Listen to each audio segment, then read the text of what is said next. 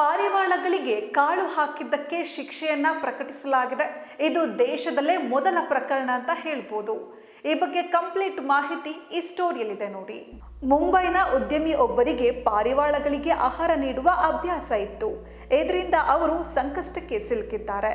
ದಾದರ್ನ ಉದ್ಯಮಿ ನಿತಿನ್ ಶೇತ್ ಅವರನ್ನ ನ್ಯಾಯಾಲಯ ಅಪರಾಧಿ ಅಂತ ಘೋಷಿಸಿ ದಂಡ ವಿಧಿಸಿದೆ. ಪಾರಿವಾಳಗಳಿಗೆ ಆಹಾರ ನೀಡಿದ್ದಕ್ಕೆ ಶಿಕ್ಷೆ ಆಗಿರೋದು ಇದೇ ಮೊದಲ ಪ್ರಕರಣ ಅಂತ ಹೇಳಲಾಗಿದೆ.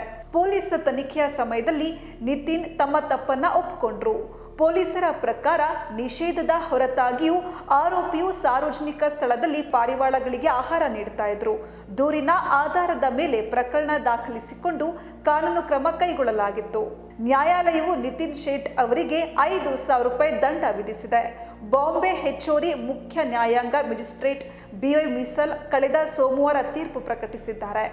ಭಾರತೀಯ ದಂಡ ಸಂಹಿತೆ ಸೆಕ್ಷನ್ 223B ಅಡಿಯಲ್ಲಿ ಮಾನವ ಜೀವ, ಆರೋಗ್ಯ ಅಥವಾ ಸುರಕ್ಷತೆಗೆ ಅಪಾಯ ಉಂಟು ಮಾಡುವ ಕೃತ್ಯ ಎಸಗಿದ್ದಾನೆ ಅಂತ ತೀರ್ಪು ಹೇಳಿದೆ.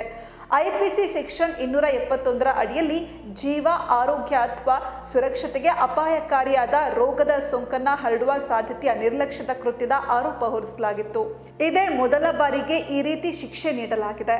ಭವಿಷ್ಯದಲ್ಲಿ ಇಂಥ ನಿರ್ಬಂಧಗಳನ್ನು ಹಗುರವಾಗಿ ಪರಿಗಣಿಸದಂತೆ ತಡೆಯಲು ಪೂರ್ವ ನಿರ್ದೇಶನವಾಗಿ ನೋಡಲಾಗ್ತಾ ಇದೆ ಅಂತ ಕೋರ್ಟ್ ಉಲ್ಲೇಖಿಸಿದೆ.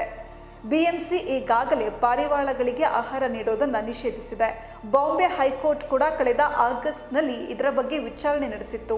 ಸಾರ್ವಜನಿಕ ಸ್ಥಳಗಳಲ್ಲಿ ಪಾರಿವಾಳಗಳಿಗೆ ಆಹಾರ ನೀಡೋದನ್ನು ನಿಷೇಧಿಸುವ ಆದೇಶವನ್ನು ಹೈಕೋರ್ಟ್ ಎತ್ತಿ ಹಿಡಿದಿದೆ. ಬೆಂಗಳೂರಲ್ಲೂ ಸಾರ್ವಜನಿಕ ಸ್ಥಳಗಳಲ್ಲಿ ಪಾರಿವಾಳಗಳಿಗೆ ಆಹಾರ ಹಾಕೋದನ್ನು ನಿಷೇಧಿಸಲಾಗಿದೆ.